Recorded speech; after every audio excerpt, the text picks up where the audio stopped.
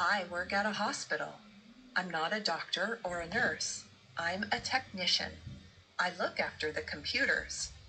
Everyone uses them in the hospital. Nurses, doctors, receptionists, too. It's important that they all work properly. So that's my job. I start work at 8:30 in the morning. When I arrive, I find out if there are any problems. Sometimes problems happen in the night. The workers always go home at 9 o'clock in the morning, so I have half an hour to talk to them about any problems before they go home. I finish work at 5 o'clock, but usually I'm too busy to go home then. I can't leave when I am halfway through a job. Usually, I don't leave work until 5:30. Then, the roads are really busy, and it takes me 1 hour to get home.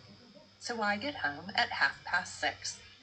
Lots of people at the hospital cycle to work because parking a car is expensive there.